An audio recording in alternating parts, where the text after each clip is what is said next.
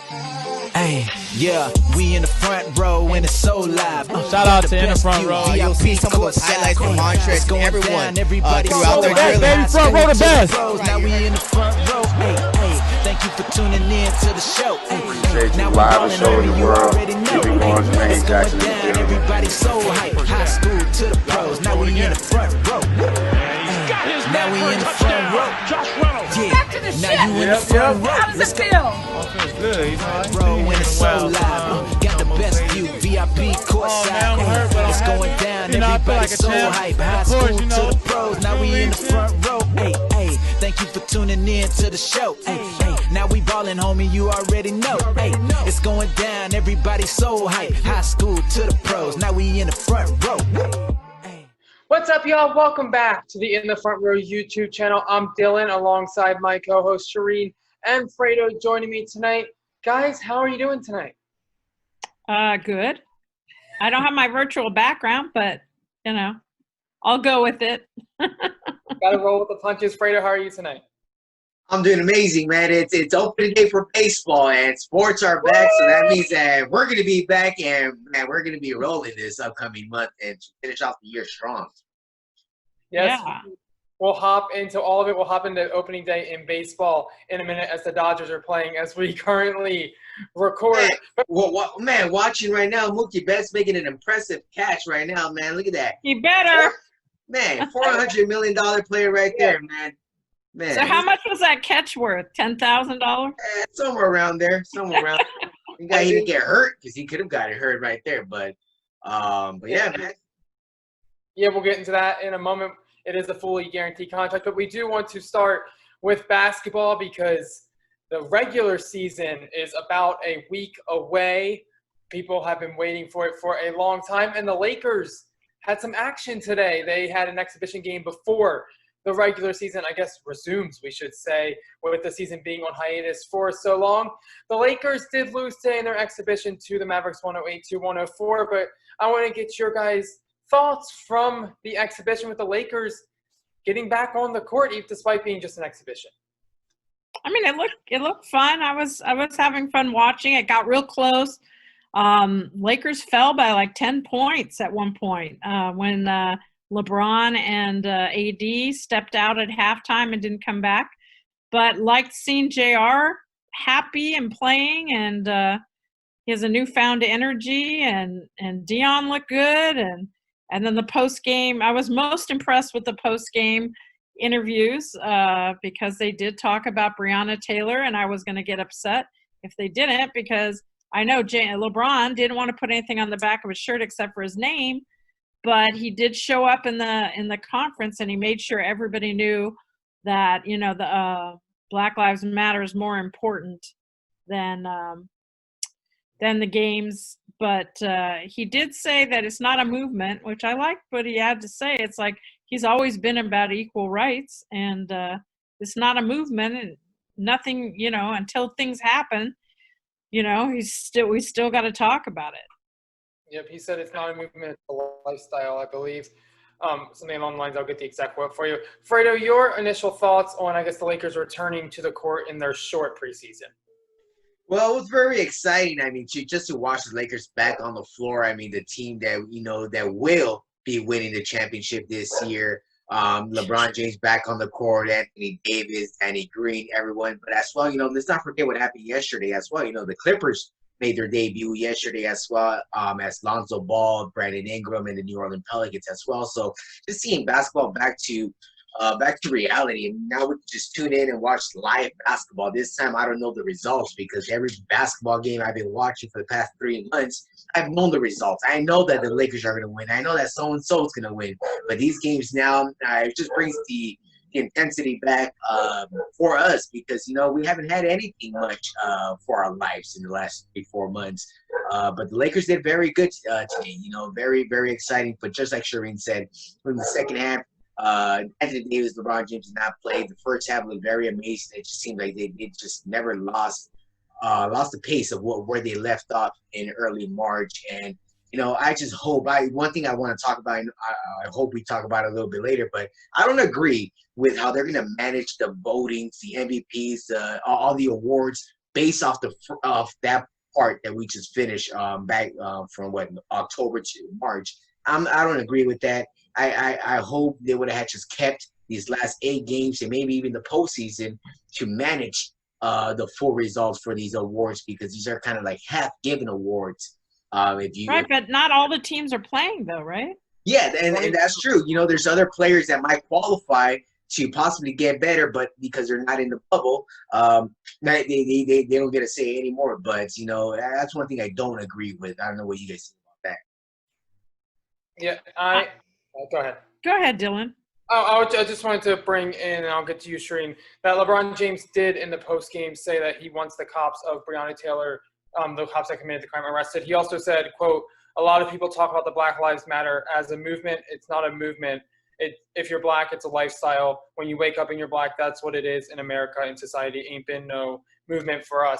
So I did want to bring that in the exact quote, so we're not misquoting LeBron James. In any way, Shereen, the floor is yours. Yeah, God forbid we do that. I'm glad you got my ass covered there, Dylan. What I found interesting was the cheerleaders were on the screen. I don't know where they were cheering from, but they each had their own screen. And then I'm just trying to figure, Black Lives Matter's on the court, but they also have their own practice court with their logo in a ballroom somewhere, it looks like, or maybe the convention center. And then the seats, they're not a bench. So there's like 2 to 3 rows of chairs spaced about 5 feet apart. I don't know if it's 6 feet apart. Look a little less me. The whole look is, and I don't know if the players are really into these games right now. They're just trying to get their feet wet. I want to see when they're into it, they want the win, they need the win, they start yelling at each other. And I hope they don't pipe in the audience. I don't want to hear that. I want to hear what they talk about. I think it's interesting that preseason is back. The Clippers played, I believe, yesterday. So they're also back in action, the other team in LA that I know you guys like talk about the Lakers more. I just wanted to mention that as well, with the regular season looming or resuming quite shortly.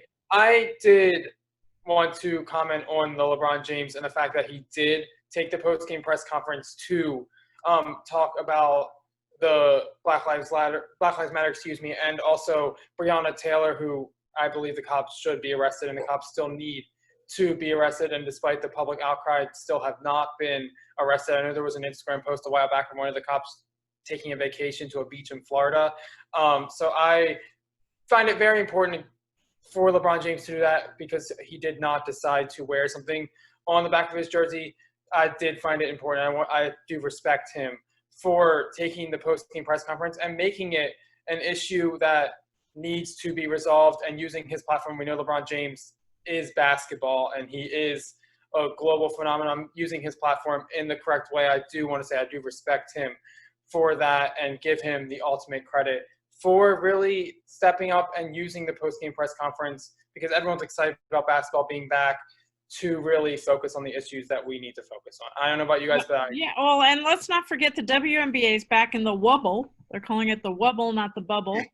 And Della Dawn, she came out and said she had Lyme's disease and that she didn't think it was good for her to go. And the WNBA gave her a whole lot of crap about that. Like they didn't believe her. And I don't know if you saw it all. There's a lot of controversy going on. They weren't going to pay her. There. They weren't going to pay her if she didn't play. She doesn't want to go, and they're trying to force her. She's not going to get paid. Yeah, that's awesome. But in the front row has just been invited to be media for the Sparks, so I'm excited about that, guys. Yeah, so we'll be able to hopefully bring you more information on the LA Sparks. That'd be exciting. Yeah, the Sparks they're an amazing team. They're an amazing team. I was actually at their playoff game 5 this past year when they got eliminated. It was a devastating loss, but it was, Derek Fisher, watching Derek Fisher on the sideline with the Sparks, former Laker champion, 5-time champion with the Lakers and stuff. So Derek Fisher got a good team in his hands right there. So hopefully, they turn out to be a good one this year. Yeah, and Penny, the whole Penny controversy, I think she sued the Lakers or something. So she was the GM. and so she's Oh. gone. Right. And so there's a lot going on, and then Chine, I think her name is Chine, right? Yeah, Sinead. She's Sinead. and she's the players head of the Players Association, and she's not in the bubble either. Isn't Christy Tolliver opting out as well? That's something Yeah, about. so it's going to be interesting. But I think Diana Taurasi is going to be there. So, and as much as I love the Sparks, I'm a huge Mercury fan because the assistant coach is an Arizona Wildcat, Julie Haregrove, and I always love seeing Julie coach her team. And Diana Taurasi's the White Mamba, and to me, she's always been my favorite player of all time in the WNBA. So. She was the recent #1 overall pick, so the spotlight's gonna be on her this upcoming year. And the Mercury over there. Diana Taurasi?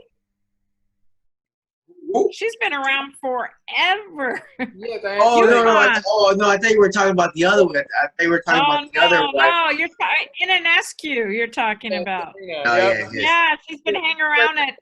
Yeah, she's the Oregon Duck who's been hanging around with. Right, I thought you were talking about her right there. But even Brittany. Oh, I can't wait to see her play. Oh my gosh. Yeah, she's gonna be amazing. Fredo, before we move on to baseball, I want to get and allow you to have the floor because you mentioned something earlier about how you want to talk about the MVP discussion and how you found the NBA did not, I guess, do it correctly. So the floor is yours to present your argument. I mean, I don't think that you can take, especially because it was unannounced. I mean, this is a time where the season just automatically, no one even knew that this was a possibility of the NBA shutting down. No one ever thought that. And for it to be shut down and no one, I guess I want to say, you had a full month left of basketball, and the Lakers were just on the rise. Even Anthony Davis, LeBron James, and I feel like certain awards, even for Brandon Ingram. I mean, right now, I feel like he was possibly most improved. I mean, the type of year he had last year with the Lakers to what he did this year, becoming an all-star, averaging almost 20 points and 10 rebounds. I mean, this guy was doing a lot. That's the most improved, but they want to give it to Luka Doncic. Why? Because Luka's name. Luka's, he did have a very impressive year, but I don't think he had a very a big separation from last year to this year. I mean, he just got a lot better, a lot more confident in his game. But, I mean, there are certain things that you can't really give it to somebody because they didn't really get to finish off their full job.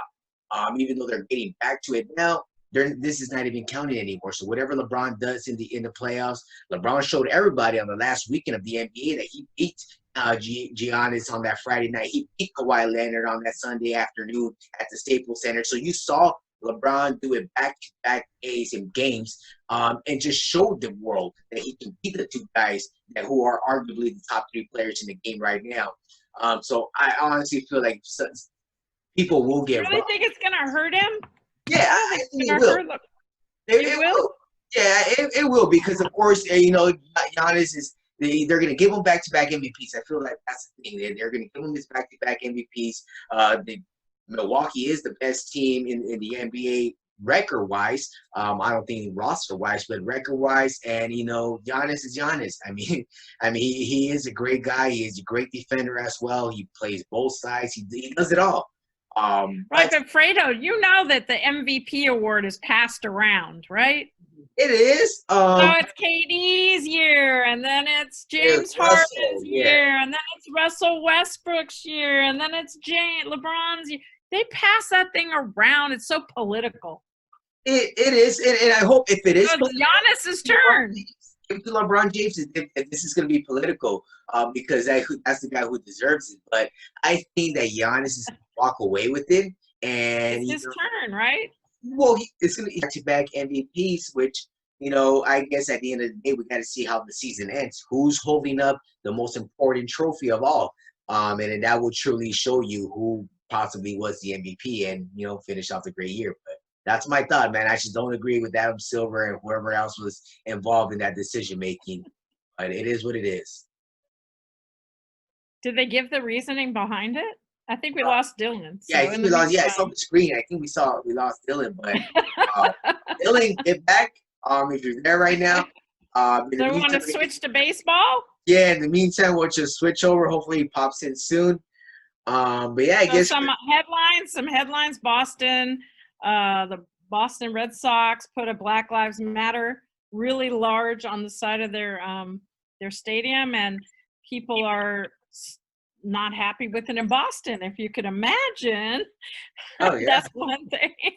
Clayton Kershaw has a stiff back, so he is not getting to start tomorrow or tonight, which was a bummer. And you can purchase a cardboard cutout of yourself for $149 in the cheaper seats and $299 around the dugout if you'd like, for the entire season, and the money goes to the Los Angeles Dodgers Foundation to feed the hungry.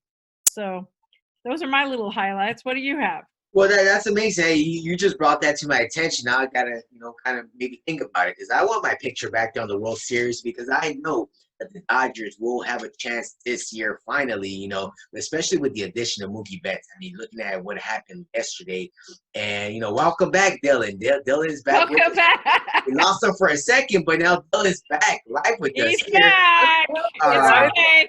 We handled it. Yeah, but continue.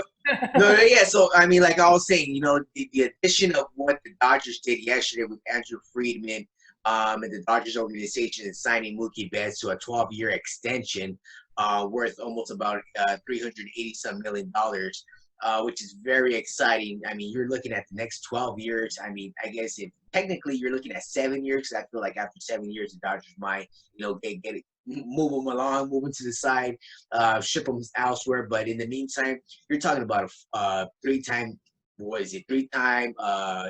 Gold Glove winner.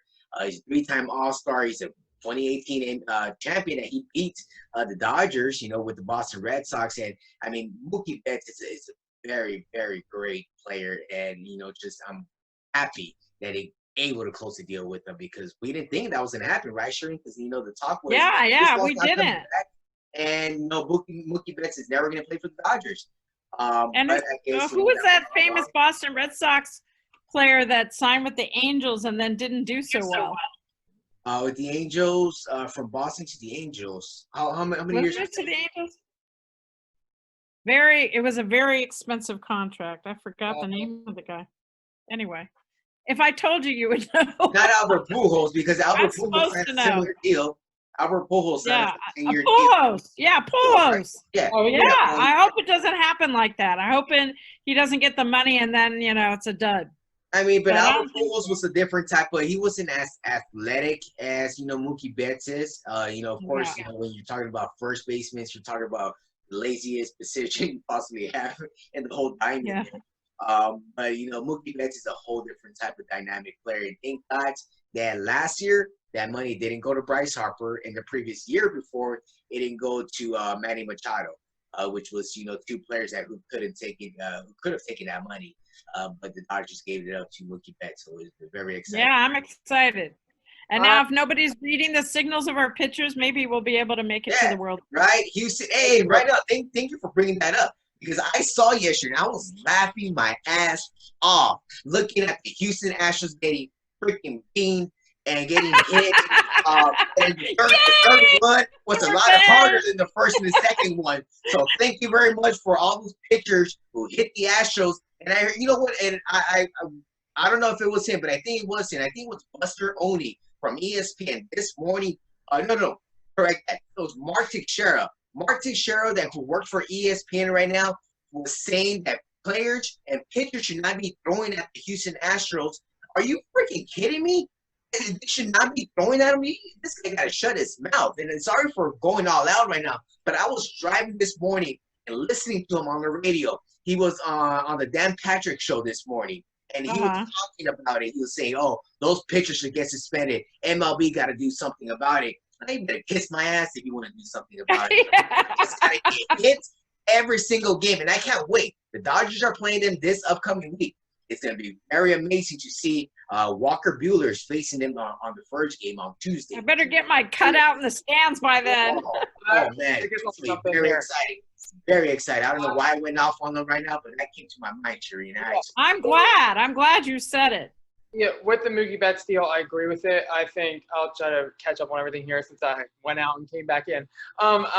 With Mookie Betts, it's a terrific deal. It adds a lot of defense and offense to the lineup, obviously. And I think the difference between Betts and Pujols is that Pujols was, I believe, towards the end of his career when he signed the big deal with Los Angeles after making those runs with St. Louis to the World Series and winning a few World Series. I think Betts is younger in his career. He has a lot to look forward to. I think defensively he's more dynamic than Bryce Harper. You were saying they obviously didn't sign Bryce Harper a few years back when the rumors were happening. Manny Machado, I think Betts is better, but I think you could go hand in hand. Machado's a terrific defender. As an Orioles fan who's still looking to recover, it was great when Manny was in Baltimore. Sometimes his hitting can be a little up and down, but it adds a lot to the lineup, and it's a scary middle of the lineup for the Dodgers. The Astros, despite being thrown at and despite cheating, are still ranked third in the power rankings according to Sports Illustrated, which is kind of interesting to me. Despite firing the manager, firing the GM, they're still ranked third in the power rankings and still expected to do well this season. And the Nationals were ranked in the top 5, but Juan Soto testing positive for COVID, I think really is going to play a bigger impact on the Nationals than a lot of people think, because you got to think this season is shorter. It's only 60 games, and him missing 2 weeks, what's that, between 10 and 12 games? I'm not sure of how many games he's going to exactly miss. He's probably going to miss at least double-digit games, and I think that might clear the way for the Dodgers, Fredo. I hope it does, but it's not a long season. Yeah, I want to see Yankees and Dodgers. I mean, that's all I want to see. And if by any chance the Houston Astros get by the Yankees, bring them on. Bring on the Astros if they get revenge season. I'm just saying, obviously I do want to say Juan Soto probably will be back by the time the postseason hits, but the home field might play into advantage because of records and Soto being out, and you never know who possibly else could test positive there from Washington, and if it's spread around, that's going to be something to keep an eye on. Obviously, we're hoping and praying the rest of the team tests negative and is not impacted by it in any way. Hey, we want to see what about did you guys see the first pitch of the Nationals and Yankees game with Dr. Fauci over there throwing a screwball to I love the him. side of the plate? You should not. Don't put Dr. Fauci in the corner.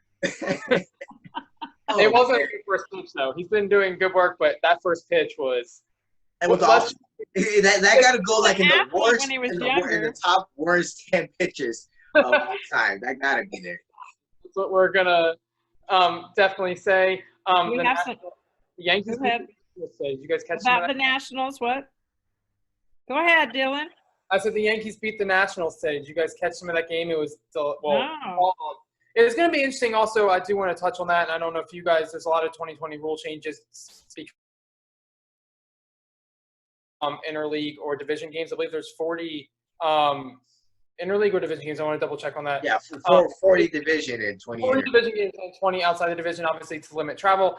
And also the Nationals game called in the 6th inning today. The MLB, they're going to call a lot of games this season because of they don't have enough time and travel to postpone a game later in the season. So the Nationals and Yankees technically only played into the 6th inning today, and the Yankees won. Do you guys think that will impact the season in any way? I mean, the NBA is doing it. They have their announcers across the top, all at home, announcing the game from home. Baseball is as well. Matt Verskirchen called the Yankees game. He was not there. Carl Ravage, I believe, is on the Dodgers game. He is in Bristol, Connecticut. You got to think they're happy about that, not having to travel all the time.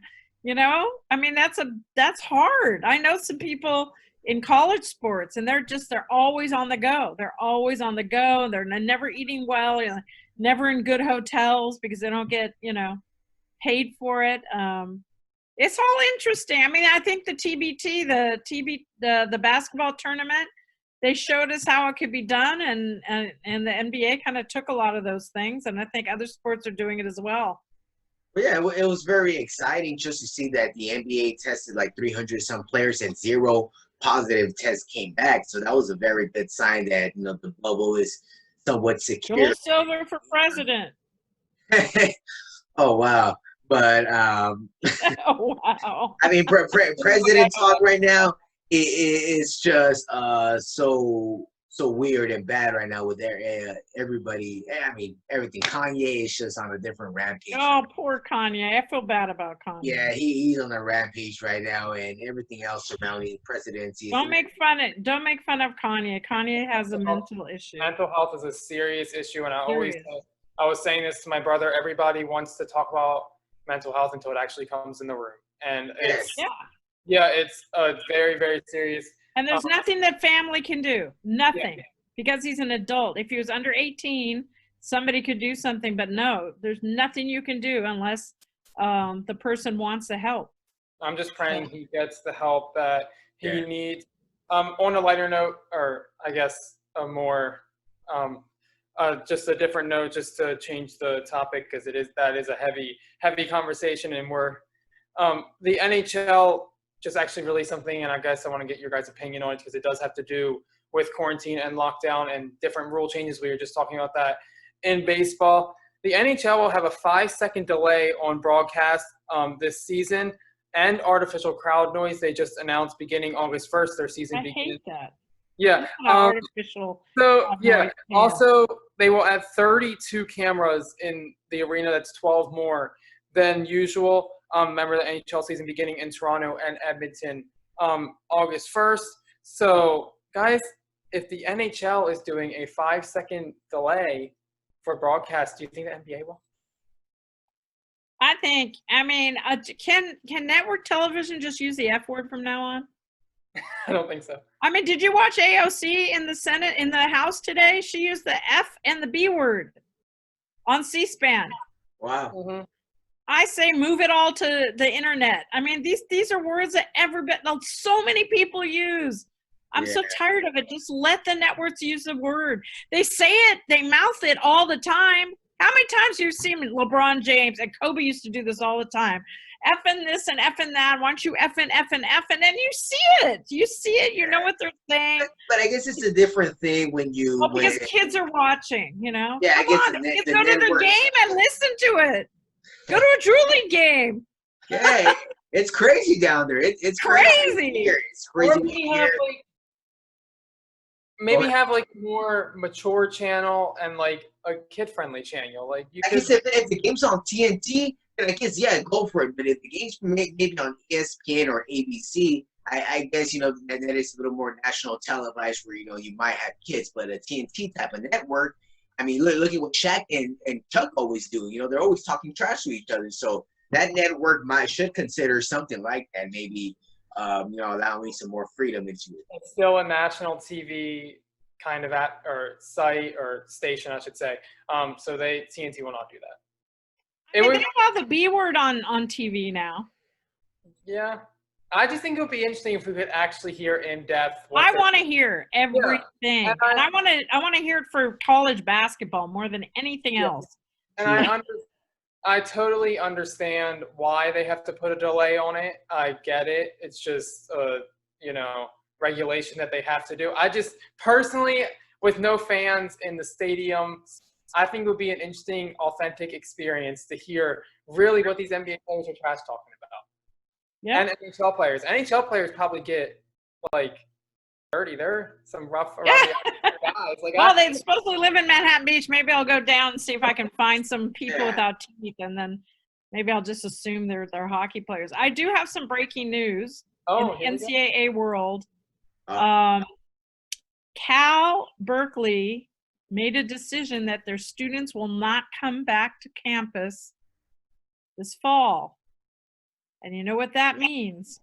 It's also the Cal Bears football team have a few leaders on the team that are demanding a boycott of the NCAA college football season unless their demands are met.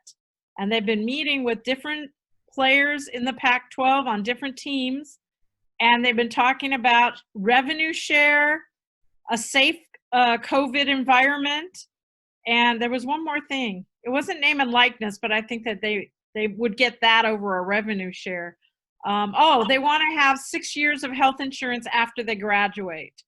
And they don't want to play a minute of football until their needs are met. Now, I don't know if this is going to snowball, but I would say that if the school, Cal, decided not only that they're not going to play games outside of the Pac-12, but their kids aren't even coming to school until January or December.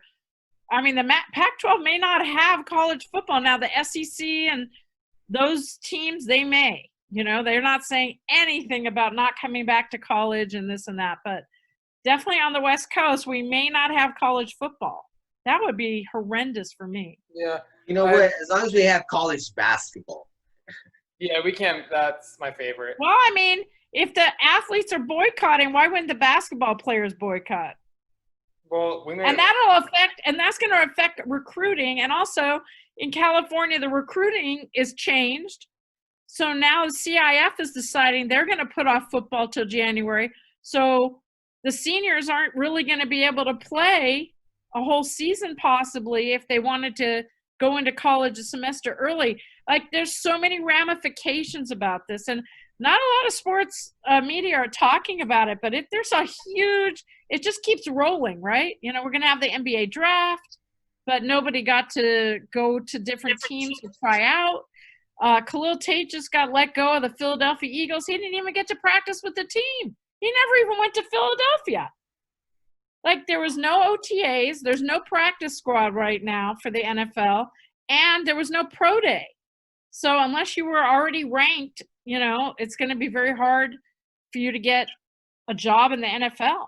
Like, so many things are affected by this. But anyway, so that's my little contribution to the show tonight. Well, thank you for that news. The NCAA also is going to have to do something because, especially NCAA basketball, considering all the players going to the G League, and there may not be an NCAA in a few years if they don't make some sort of change. Because if you're 18 and you're coming out of high school and you can go make money in the G League and then get drafted, it's probably a smarter financial route. So the NCAA going to have to make a lot of change. Actually, there is more NCAA news as well. I'm reading a CBS Sports article that said today, actually, or tomorrow, pardon, on Friday, the NCAA Board of Governors is scheduled to consider voting on whether to cancel fall championships.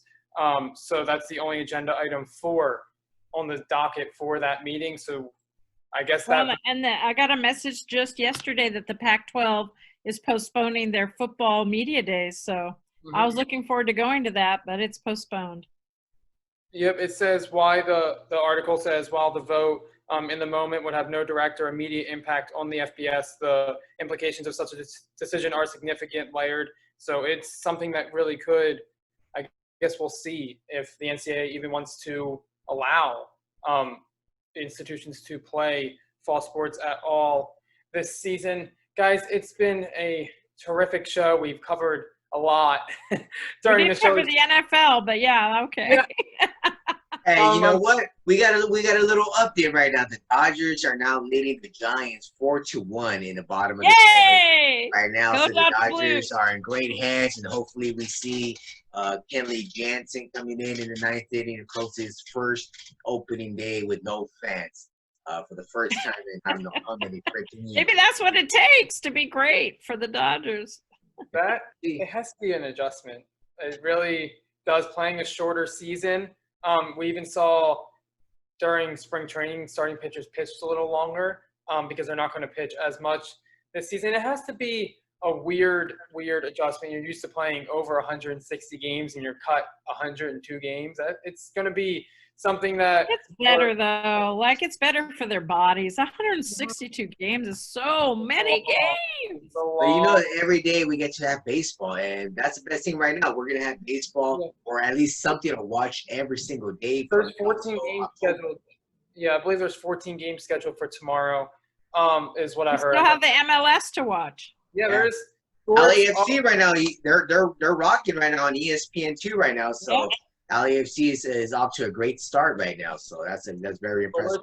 Coming back, and Mike Tyson is coming back to fighting, so it's gonna be an interesting time. I will tune into that fight. I want to see it, guys. Before we wrap up here, I do want to give you guys a chance to give a shout out. We usually do these at the end of the show, so whoever wants to take the floor first is welcome. Where's your shout out going today? Fredo, you want to go first? I'm thinking right now. Okay, I got a shout out. shout out to Bobo. Bobo showed up yesterday, and just all the people that have been trashing him for so long were just shut up. Completely shut up, because he looked fantastic.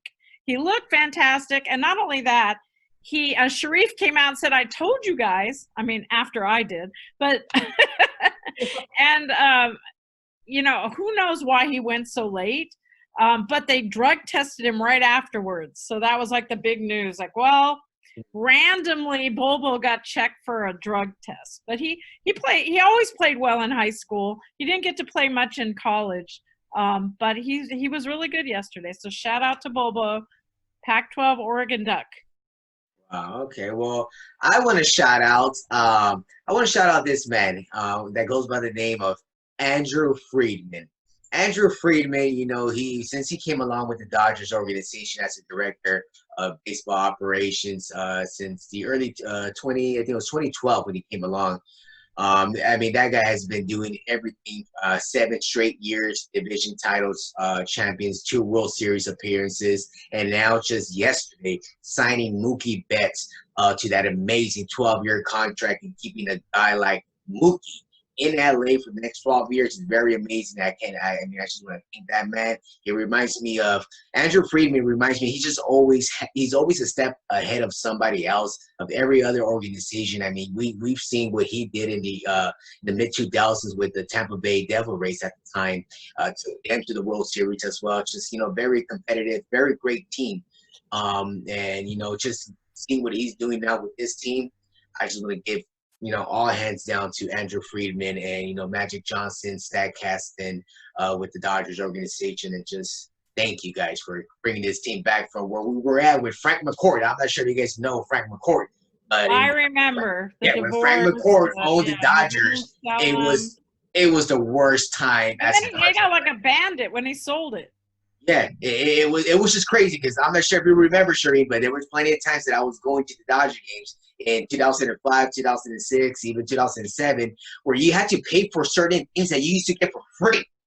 Right. It's crazy when you have to pay for certain things that you get for free at stadiums and arenas. Yeah, but now parking's $25, $30. Yeah. And that money's still going to Frank McCourt, because he still owns the Dodgers. Exactly. I'm still mad at Frank McCourt. Yeah, every time you go to a game. In that stadium should not be $35. You're crammed in there. It takes forever to get out, forever to get in. That's why you Uber there. But yeah, that's my shout out, man. Thank you, Andrew Friedman, for making the Dodgers and just making them the best he possibly can. Yeah, I guess I want to shout out Cody Bellinger and Max Muncy for putting their arms and hand on Mookie Betts as he took a knee during the national anthem to show unity. That's where my shout out is going this week, to stay united in the fight that this country is currently going through. And I thought it was very respectful for them to do that and kind of show that they are with him. So shout out to them for doing that as Mookie Betts kneeled during the national anthem, and shout out to Mookie Betts for kneeling, and also shout out for him for getting that money, nearly $400 million. So shout out to him. Hopefully he'll make a difference in the Dodgers organization, and I'm sure he will, and I'm sure you guys as Dodgers fans are stoked to have him. He needs a Mookie Foundation because he needs a tax shelter. Yeah. You guys are probably stoked to have him this season, and hopefully he can elevate. You got 2 MVPs, man. You got the 2018 MVP and the 2019 MVP in your 2020 season. It's just crazy to add those 2 type talents on the same squad. It's just very crazy. And again, that goes to Andrew Friedman. Yep. So look, our shout-outs are correlating together. Look at that, guys. Well, we do have to wrap up here for this episode, but we will see you guys next time. We want to tell you to subscribe to our YouTube channel right now. Go ahead and hit the notification bell so you get all of these episodes when they first are downloaded. Also, go ahead and follow us on all social media. Shereen and Fredo, thanks so much for joining me. I'm Dylan, guys. We will see you next time on the In the Front Row YouTube page. Yes, sir. Peace out. Bye. Hey, yeah, we in the front row and it's so live. Got the best view, VIP courtside. Ay, it's going down, everybody so hype. High school to the pros, now we in the front row. Ay, ay, thank you for tuning in to the show. Ay, ay, now we ballin', homie, you already know. Ay, it's going down, everybody so hype. High school to the pros, now we in the front row. Ay, now we in the front row. Yeah.